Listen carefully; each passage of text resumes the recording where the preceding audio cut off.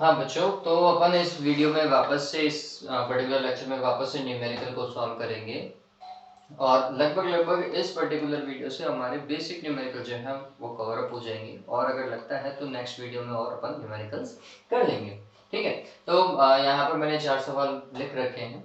इनमें से सबसे पहला सवाल देखो, 2 सवाल तो हैं वो हमारे विद्युत विधुर से रिलेटेड हैं। तो विद्युत विधुर को रिमाइंड करते हैं कि हमने विद्युत विधुर में क्या क्या समझा था, है ना। तो विद्युत विधुर के अंदर हमने जो समझा है बच्चों, उसमें सबसे पहला तो है द्विध्रुव आघूर्ण P। द्विध्रुव आघूर्ण क्या होता है? Q इंटू 2A होता है। ठीक है, एक तो ये। और विद्युत द्विध्रुव की अक्ष रेखा पर विद्युत क्षेत्र पड़ा था कितना? 2kP divided by R3। और हमने पढ़ा था निरक्ष रेखा के ऊपर, निरक्ष रेखा पर कितना पड़ा था? Kp divided by R3। ये द्विध्रुव के फॉर्मूले थे। एक बलाघूर्ण था कितना? Pe sin theta. ठीक है, तो ये बेसिक फॉर्मूले हैं जो हमने अभी इस चैप्टर में विद्युत द्विध्रुव से रिलेटेड पढ़े हैं, तो इन्हीं के ऊपर सवाल आएगा। ठीक है, चलिए, तो सबसे पहला न्यूमेरिकल हम देखते हैं। सबसे पहला न्यूमेरिकल में बोल रहा है, हमारी किताब में लिखा हुआ था +10 माइक्रोकूलाम तथा -10 माइक्रोकूलाम, जिसे मैंने लिख लिया है प्लस माइनस का 10 माइक्रोकूलाम के दो आवेशों को कितनी दूरी पर? 2 सेंटीमीटर की दूरी पर रखा हुआ। एक आवेश प्लस का है, एक आवेश माइनस का है, परिमाण समान है और दूरी पर, कुछ दूरी पर रखे हुए हैं। द्विध्रुव का निर्माण कर सकता है। तो हमने बोला कि ये आदर्श तो नहीं लेकिन है तो द्विध्रुव। ठीक, तो द्विध्रुव के एक आवेश का परिमाण कितना दिया हुआ है? 10 माइक्रोकूलाम, मतलब 10 गुणा 10 की घात -6 कूलाम। ठीक है, फिर इनके मध्य की दूरी, द्विध्रुव के दोनों आवेशों के मध्य की दूरी बच्चों 2a होती है और वो कितनी दे रखी है? 2 सेंटीमीटर। इसका मतलब 2 गुणा 10 की घात -2 मीटर। ठीक है, अगर Q और 2a है तो एक राशि जो सबसे पहले हम निकाल सकते हैं वो द्विध्रुव आघूर्ण है बच्चों। वो क्या होता है? Q into 2a। अभी थोड़ी देर पहले मैंने फॉर्मूला लिखा था। तो Q कितना? 10 गुणा 10 की घात -6 और ये गुणा होगा किससे? 2 गुणा 10 की घात -2 से। इसको इससे मल्टीप्लाई करो, 20 हो गया दोस्तों। तो ये हो गया 20 गुणा 10 की घात -8। मात्रा क्या होगा बच्चों? Coulomb metre. मीटर कूलाम नहीं लिखते हैं ना, वो मिली कूलाम बन जाता है। ठीक है, चलिए, तो ये हो गया है 20 गुणा 10 की घात -8 कूलाम मीटर। क्या? द्विध्रुव आघूर्ण। फिर इसकी अक्षीय रेखा तथा निरक्ष रेखा पर द्विध्रुव के केंद्र से, यहां पर समझिए, द्विध्रुव के केंद्र से दूरी कितनी दे रखी है? 60 सेंटीमीटर। स्मॉल आर होती है बच्चों ये, है ना। और ये कितना है? 60 सेंटीमीटर है। इसे ऐसा लिख सकते हैं, मीटर के अंदर कन्वर्ट कर सकते हैं। ठीक, और निरक्ष और अक्षीय रेखा के ऊपर आपको क्या ज्ञात करना है? विद्युत क्षेत्र की तीव्रता ज्ञात करनी है। ठीक, बहुत सिंपल सा केस है बच्चों। कैसे ज्ञात करेंगे? तो हमने सबसे पहले अक्ष रेखा वाला ज्ञात कर लेते हैं और उसका फिर हम क्या कर लेते हैं? 2 से भाग लगा देंगे तो निरक्ष भी आ जाएगा। तो ई अक्ष बराबर कितना? 2kP डिवाइडेड बाय R3, यही था। चलिए वैल्यू पुट करते हैं। 2 के का मान पता होना चाहिए निर्वात या फिर वायु के लिए, 9 गुणा 10 की घात 9। ठीक है, पी का मान अभी थोड़ी देर पहले अपन ने निकाला, 20 गुणा 10 की घात -8 डिवाइडेड बाय R क्यूब है बच्चों। R को 3 बार लिख दो। कहाँ गया? ये 60 गुणा 10 की घात -2 गुणा 60 गुणा 10 की घात -2 गुणा 60 गुणा 10 की घात -2। ठीक है, ऐसा ही तो हुआ। चलो, जो सिंपल सिंपल सा काम हो जा रहा है उसको कर लेते हैं। तो ये अगर हम सोचें तो 20 तिया 60 होता है बच्चों और 3 तिया 9 भी होता है। फिर 3 दूनी 6 होता है क्या? और 6 को इससे सॉल्व करेंगे तो यहाँ पर क्या रह जाएगा? 10 रह सकता था। ठीक है, तो ये बेसिक सा कैलकुलेशन वाला पार्ट हुआ। फिर ये कितना आ रहा है वो देखिए, तो ये कर चुका है ना, ये कर चुका है। 10 की घात 9 10 की घात -8, ऊपर रह गया मात्र 10 भाग। नीचे कौन है? एक तो 10 आ रहा है, फिर एक 60 आ रहा है और 10 की घात -2 10 की घात -2 10 की घात -2 मिलकर के हो जाएगा 10 की घात -6। यही है, कैंसिल। फिर कितना होगा ये? 1/60 गुणा 10 की घात 6, एक हाथ हटा दो, 10 की घात 5/6 हो जाएगा ये। आप इसे सॉल्व कर सकते हैं आसानी से। 1/6 को मैं सॉल्व कर लेता हूँ, कितना होता है 1/6 बराबर होगा 0.16, 0.166 गुणा 10 की घात 5 या फिर 1.6 गुणा 10 की घात 4। ठीक है, और विद्युत क्षेत्र निकाल रहे थे, मात्रक पता होना चाहिए, न्यूटन प्रति कूलम। ठीक है, तो ये कहां पर आया, अक्ष पर आ गया हमारे पास में।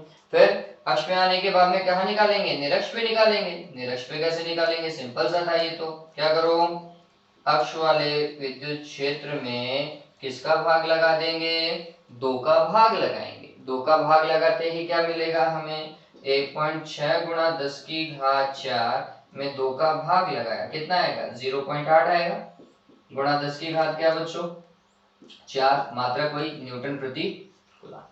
ठीक है, तो इस तरीके से ये कार्य होगा। सबसे पहले द्विध्रुव आघूर्ण निकला, फिर अक्ष और फिर निरक्ष वाला निकालिए। आप अगर निरक्ष वाला पहले निकालते तो फिर उसको 2 से गुणा करना पड़ता, क्या ज्ञात करने के लिए, अक्ष वाला विद्युत क्षेत्र ज्ञात करने के लिए। मात्रक ध्यान में रखिएगा, मात्रक हम सामान्यतः भूल जाते हैं काम करते हुए। ठीक है, तो ये हो गया पहला सवाल आपका। फिर नेक्स्ट सवाल देखिए, ये बहुत ही सिंपल सवाल है नेक्स्ट वाला। तो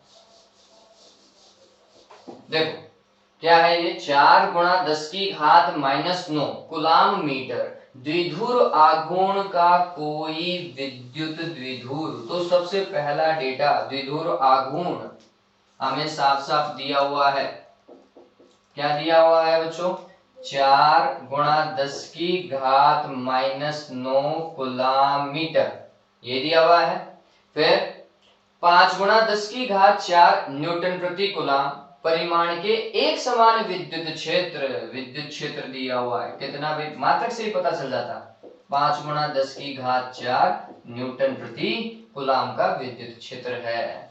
ठीक है, फिर इसके बाद में विद्युत क्षेत्र की दिशा से 30 डिग्री पर संरेखित है। कितनी डिग्री पर, 30 डिग्री पर। इन दोनों के मध्य का कोण कितना है, 30 डिग्री पर संरेखित। तो फिर क्या बोल रहा है वो हमें, द्विध्रुव पर कार्यरत बलाघूर्ण का परिकलन कीजिए। आपको क्या ज्ञात करना है, कितना बलाघूर्ण कार्य कर रहा है। तो सिंपल सा था भाई, तो इज इक्वल टू क्या होता है बच्चों, पीई साइन थीटा।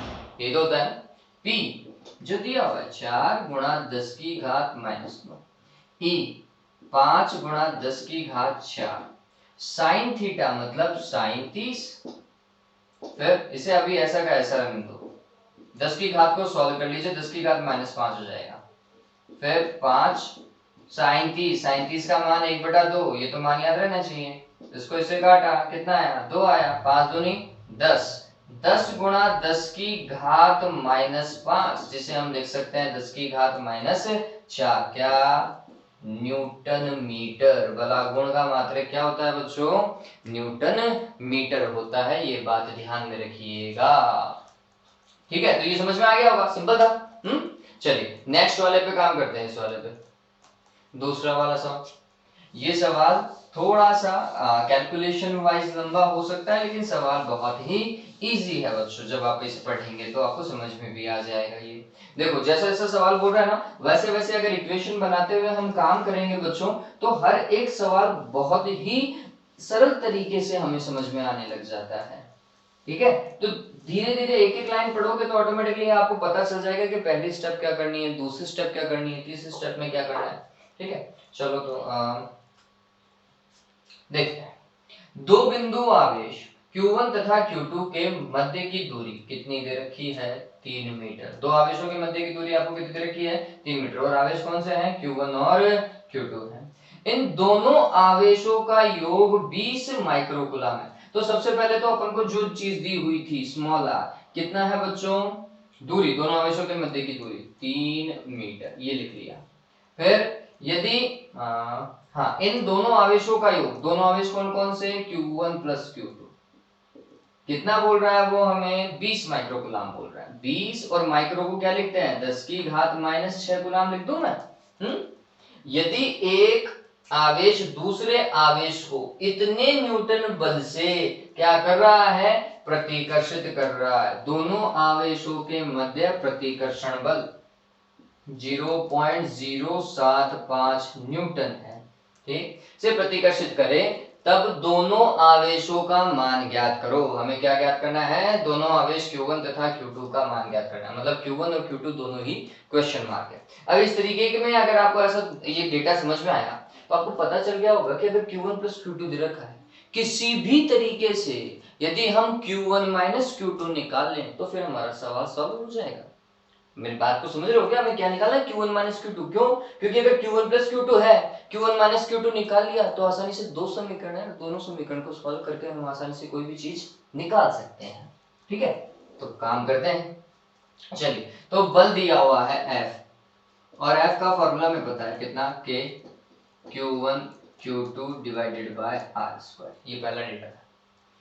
F का मान 0.075, K का मान 9 गुणा 10 की घात 9। Q1 और Q2 पता नहीं है, ज्ञात करना है। ये ऐसा का ऐसा R स्क्वायर, R का मान दिया हुआ है 3 का स्क्वायर, 3 का स्क्वायर 9 होता है, कैंसिल। इसको क्या लिख सकते हैं? शायद सुविधाजनक 10 की घात माइनस 3 के पद में लिख सकते हैं इसे, है ना? बराबर क्या? 10 की घात 9 Q1 Q2। तो Q1 Q2 बराबर हो जाएगा 75 गुणा 10 की घात माइनस 3, और ये 10 का घात 9 जो है इसके भाग में जाएगा, भाग में जाएगा तो मान कितना आएगा? 75 गुणा 10 की घात माइनस 12। पता चल गया ये किसका मान है? Q1 minus Q2। देखो Q1 माइनस Q2 आ गया, Q1 प्लस Q2 है, सॉरी Q1 Q2 है, Q1 प्लस Q2 हमें दिया हुआ था, और अब ज्ञात करेंगे Q1 माइनस Q2। बहुत आसान था। देखो इसका स्क्वायर, देखो a माइनस बी का होल स्क्वायर आपने पढ़ा है, क्या होगा? Q1 का स्क्वायर प्लस Q2 का स्क्वायर माइनस 2Q1 Q2। ठीक है, ये हमें पता है। अगर इस इक्वेशन के अंदर बच्चों 2Q1 Q2 जोड़ दिया जाए और 2Q1 Q2 घटा दिया जाए, कोई फर्क नहीं पड़ने वाला। ठीक है, अब इस चीज को देखो, Q1 का स्क्वायर प्लस Q2 का स्क्वायर प्लस 2Q1 Q2, क्या लिख सकते हैं इसे? Q1 प्लस Q2 और इसका क्या बच्चों? Whole square. ठीक है, फिर माइनस का 2Q1 Q2 और माइनस का 2Q1 Q2 हो जाएगा कितना? 4Q1 Q2। देखो Q1 Q2 का मान हमें पता है, Q1 प्लस Q2 का मान दिया हुआ है, मान रखो। क्या होगा? देखो 20 गुणा 10 की घात माइनस 6 और इसका क्या बच्चों? स्क्वायर माइनस 4 गुणा Q1 Q2 का मान 75 गुणा 10 की घात माइनस 12। ठीक है, चलो 20 का स्क्वायर करो, 20 का स्क्वायर कितना होगा? 400, और 10 की घात माइनस 6 का हो जाएगा 10 की घात माइनस 12। इसको 10 की घात माइनस 36 मत कर देना, वे ये गलती हो जाती है। फिर क्या होगा? 75 को 4 से गुणा करो तो 75 का डबल होता है 150, 150 का डबल हो जाएगा 300, तो ये हो जाएगा 300 गुणा 10 की घात माइनस 12। ठीक है, 10 की घात माइनस 12 को क्या करें? काट दें? हाँ, काटना नहीं है बच्चों, घटाना है। तो क्या होगा? 10 की घात माइनस 12 को कॉमन लो, तो क्या करेंगे? 10 की घात माइनस 12 को कॉमन लिया और यहाँ पर हो जाएगा 400 माइनस 300, है ना? चलो अब क्या होगा? 400 में से 300 को घटाओ, कितना आएगा? 100। 100 गुणा 10 की घात माइनस 12, ये क्या है? Q1 माइनस Q2 का मान है, और Q1 प्लस Q2 का मान भरा, सॉरी होल स्क्वायर है, अभी तो मान कहाँ निकला है। ठीक है, तो होल स्क्वायर से अंडर रूट कर लीजिए, तो ये क्या हो जाएगा? Q1 minus Q2। Under root करोगे तो 100 का अंडर रूट कितना आएगा? 10, और इसका मान कितना होगा? 10 की घात माइनस 6। चलो ये भी आ गया, हो गया काम।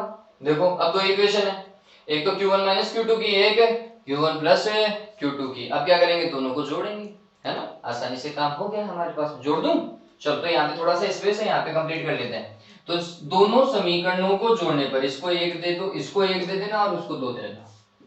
ठीक है, दोनों समीकरणों को जोड़ने पर तो जोड़ो Q1 प्लस Q2, तो ये रहा, और इसमें जोड़ना किसको है? Q1 माइनस Q2 को। जोड़ो भाई, 10 गुणा 10 की घात माइनस 6 में इसको जोड़ना है 20 गुणा 10 की घात माइनस 6, तो ये होगा 20 गुणा 10 की घात माइनस 6 प्लस 10 गुणा 10 की घात माइनस 6। क्या हो जाएगा भाई? Q2 से Q2 तो कैंसिल हो जाएगा, 2Q1 आएगा ना। 2Q1 बराबर 20 और 10 कितना होता है बच्चों, 30 गुणा 10 की घात माइनस 6। तो Q1 का मान कितना हो गया है, 15 गुणा 10 की घात माइनस 6। सोचो Q1 प्लस Q2 का मान 20 गुणा 10 की घात माइनस 6 है, ठीक। और Q1 का मान अगर 15 गुणा 10 की घात माइनस 6 तो ऑटोमेटिकली Q2 का मान कितना हो गया, घटा दो ना, 20 में से 15 को घटाओ कितना आएगा, 5 गुणा 10 की घात माइनस 6 आंसर। ठीक है, इस तरीके से हो गई, बहुत सिंपल सा। चलिए ये वाला सवाल जो हम क्लास में सॉल्व करने वाले हैं, आपको ऊपर दिखाई दे रहा होगा, इस सवाल को थोड़ा तरीके से पढ़ना पड़ेगा और अच्छे से समझना भी पड़ेगा। हालांकि सारे न्यूमेरिकल को बहुत तरीके से समझना है, लेकिन इस पैटर्न के ऊपर हमारी बुक में एक उदाहरण है, इस पैटर्न पर ही न्यूमेरिकल भी है। तो ये पैटर्न हालांकि पूछा नहीं गया है, लेकिन बहुत अच्छा पैटर्न है न्यूमेरिकल वाइज, या कॉन्सेप्चुअली बहुत अच्छा न्यूमेरिकल है।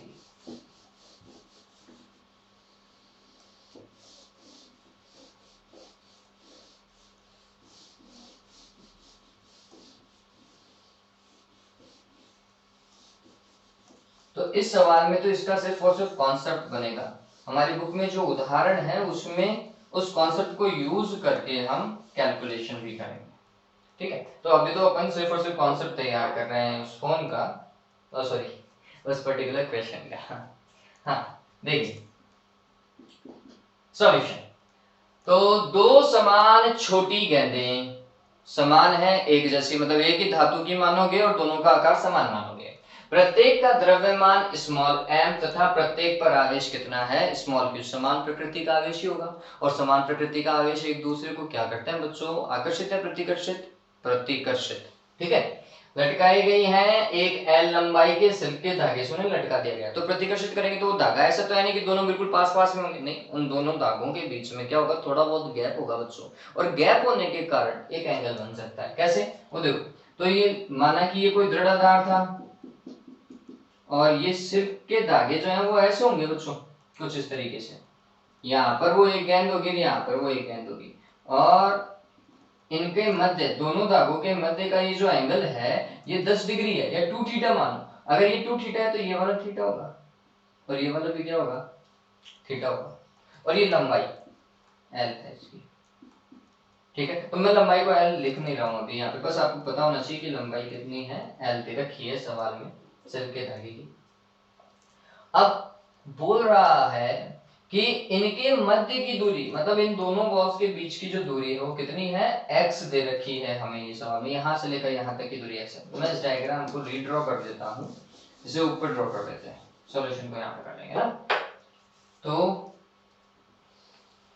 जैसा सवाल दिया हुआ है उसके अकॉर्डिंग काम करते हैं। सबसे पहले ये कुछ ऐसा ड्रॉ होना चाहिए, इवन हम आपके बुक में है ना, ये दिया हुआ भी है, डायग्राम बना हुआ है, तो ज्यादा दिक्कत नहीं आएगी।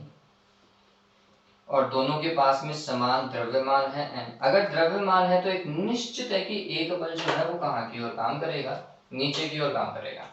गुरुत्वीय बल जो है वो नीचे की ओर काम करेगा ही करेगा, mg फोर्स जो है वो नीचे की ओर काम करेगा, ये स्वाभाविक सी बात है।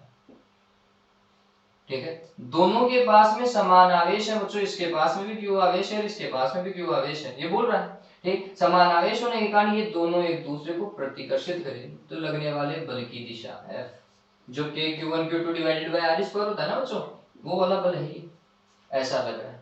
चूंकि ये किसी दृढ़ आधार से और तागे से ऐसे लटकी हुई है, इसलिए तागा जो है वो एक तनाव बल महसूस कर रहा होगा, और तनाव बल की डायरेक्शन जिस छोर से वो बंधे हुए होता है ना उसी ओर होती है ये टेंशन फोर्स T, ऐसा। और इन दोनों धागों के मध्य का ये कोण 2 थीटा है, तो इसको अगर आधा आधा बांट दिया जाए तो फिर ये थीटा और थीटा होगा।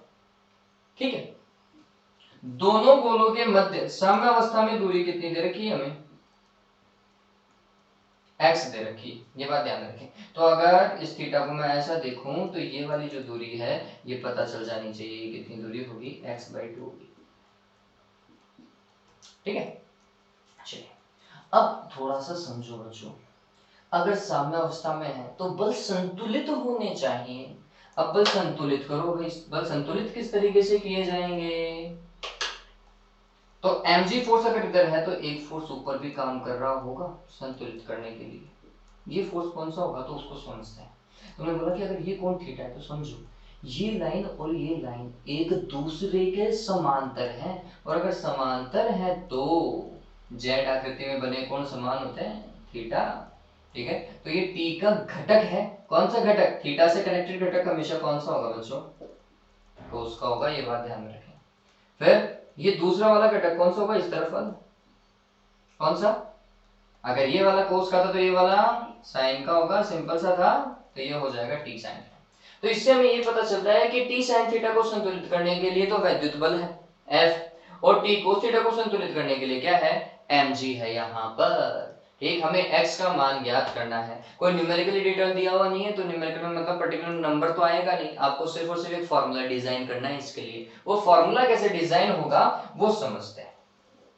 देखिए, तो हमने काम करना चालू किया, मैं उस तरफ से काम कर रहा हूँ, समझिएगा। सबसे पहले हम बोलेंगे कि F बल संतुलित हो रहा है टी साइन थीटा से, तो हमने लिखा T sine theta is equals to क्या बच्चों? F। और टी कोस थीटा से कौन संतुलित हो रहा है? mg संतुलित हो रहा है, तो ये होगा टी कॉस थीटा बराबर में क्या होगा बच्चों? mg। एक समीकरण और दूसरा समीकरण। समीकरण एक में हम किसका भाग लगाएंगे बच्चों? समीकरण दो का। ये बेसिक कॉन्सेप्ट है, ऐसा ही प्रोसेस होगी इस तरीके के सवाल। ठीक है, तो इस समीकरण में इस समीकरण का भाग लगाएंगे। जैसे ही भाग लगाए तो टी से टी क्या हो जाएगा? कैंसिल। साइन थीटा बटे कोस थीटा आएगा बच्चों। साइन थीटा बटे कोस थीटा क्या होता है बच्चों? Tan theta. तो ये टेन थीटा का फॉर्मूला अपने दिमाग में रख लो, जाए बहुत बार यूज हो जाएगा। Tan theta is equal to क्या होगा? F divided by mg। F क्या? विद्युत बल या फिर कूलाम बल, k q1 q2 divided by r square. तो हमने काम किया भाई वही। तो tan theta is equals to F की जगह मैं लिख रहा हूँ k, q1 की जगह q, q2 की जगह भी q divided by r square. r square मतलब दोनों आवेशों के मध्य की दूरी।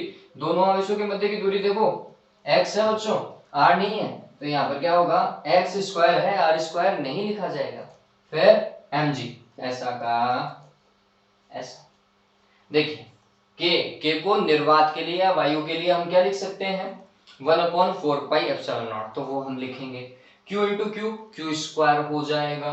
एक्स स्क्वायर ऐसा का ऐसा, m द्रव्यमान है, द्रव्यमान बराबर क्या होता है? आयतन गुणा घनत्व के रूप में इसे लिखा जा सकता था, कर सकते हैं वैसा काम। ठीक है, चलिए, नहीं तो फिर अदरवाइज mg रख के ही काम कर लेंगे, कोई दिक्कत नहीं है। tan थीटा बराबर क्या होता है? लंब बटे आधार, यही कॉन्सेप्ट पढ़ते हैं। तो लंब तो ये ऐसी चीज, और आधार ये यहाँ से लेकर यहाँ तक का हो सकता है। क्योंकि थीटा का मान बहुत छोटा है तो tan थीटा बराबर sin थीटा भी रख सकते हैं, लेकिन उससे कोई फर्क नहीं पड़ रहा हमारे पास में इतना मतलब करके देख लो, चलो कर लेते हैं। तो हमने लिखा थीटा के अल्प मानों हेतु क्या होगा? tan थीटा को सिर्फ और सिर्फ क्या लिखा जाएगा? थीटा लिख दें। k को मैंने आपको भी थोड़ी देर पहले बताया 1/4 पाई एप्सिलॉन नॉट, फिर q इंटू क्यू क्या हो जाएगा? Q square divided by x square पहले से था m और g। फिर थीटा को चाप बटा त्रिज्या भी तो लिख सकते हैं, तो ये चाप और ये इसकी त्रिज्या मान सकते हैं, ऐसा ही तो चाप लेगा, तो ये त्रिज्या मान ली। चाप क्या है? ये x/2 है ना, तो हमने लिखा x/2। समझिएगा 2 थीटा का चाप नहीं लिया है हमने, किसका लिया है? थीटा का लिया है। अगर आप 2 थीटा से लोगे तो क्या लोगे? अगर पूरा 2 थीटा है तो 2 थीटा बराबर क्या होगा वो समझ लो। 2 थीटा के लिए चाप हो जाएगा कितना बच्चों? x। त्रिज्या क्या हो जाएगी? इस धागे की लंबाई, धागे की लंबाई कितनी दे रखी है? l, ऐसा। तो फिर थीटा बराबर क्या हो जाएगा बच्चों? x डिवाइडेड बाय 2l होगा, नहीं होगा? था सिंपल, तो हमने वही लिख दिया। तो x डिवाइडेड बाय 2l लिख देता हूं मैं थीटा की जगह। ठीक, इज इक्वल्स टू क्या चल रहा है बच्चों? देखते हैं। तो ये हो जाएगा Q square divided by 4 pi epsilon not x square और mg। हमें x निकालना है, तो एक बार के लिए तो क्रॉस मल्टीप्लाई कर लो। क्रॉस मल्टीप्लाई से क्या हो जाएगा? x को x से गुणा करेंगे x क्यूब हो जाएगा, और ये इससे मल्टीप्लाई होगा तो क्या होगा? 2l q square is equals to 4 pi epsilon naught, x को मल्टीप्लाई किया तो एक्स क्यूब और यहाँ पर क्या आएगा mg। फिर 2 से इसको काट दो, कितना आएगा 2 आ जाएगा। फिर हमें तो x चाहिए था, तो एक्स क्यूब बराबर क्या हो जाएगा l into Q square divided by 2 pi epsilon not mg। ठीक है, x चाहिए तो वर्गमूल घनमूल कर लीजिए। घनमूल मतलब 1/3 पावर लगा तो या फिर ऐसा लिखते हैं मेरे हिसाब से घनमूल को, है ना। ये क्या हो जाएगा L Q square divided by 4 पाई नहीं, यहाँ पे 2 पाई एप्सिलॉन नॉट एम और जी। आगे अगर आपको सोल्व करना है तो मैं बता चुका हूँ, द्रव्यमान की जगह आप क्या लिखेंगे आयतन गुणा घनत्व करेंगे। तो गोले का आयतन कितना होता है 4/3 पाई आर क्यूब, और घनत्व को कितना मानेंगे रो मानेंगे, तो उससे आप आगे कर सकते हैं। हालांकि अभी कोई आवश्यकता है नहीं। तो मेरे हिसाब से आपको समझ में आ गया होगा। ये ध्यान रखना, ये बेसिक प्रोसेस है। इस वाले में ये बेसिक प्रोसेस है कि टी साइन थीटा और टी कोस थीटा आपको निकालना ही पड़ेगा, उसके बाद में ही सवाल आपका आसानी से सॉल्व पाएगा। थीटा कोण छोटा होगा तो tan थीटा को थीटा मान लीजिएगा, 4/3 का कॉन्सेप्ट लगा दीजिएगा। कई बार आप sin थीटा tan थीटा की जगह sin थीटा भी लिखोगे तो भी मान तो यही आएगा बच्चों, चेंजेस नहीं आने वाले। ठीक है, तो मेरे हिसाब से आपको समझ में आ गया होगा। एक लास्ट वीडियो और अपन करेंगे न्यूमेरिकल्स का, और इसके बाद में इस चैप्टर के न्यूमेरिकल्स कंप्लीट हो जाएंगे। आशा करता हूँ आपको समझ में आया होगा। बहुत बहुत धन्यवाद वीडियोस को देखने के लिए, और अभी तक सब्सक्राइब नहीं किया है तो प्लीज सब्सक्राइब करें, लाइक करें और कमेंट करें। Thank you, have a good day.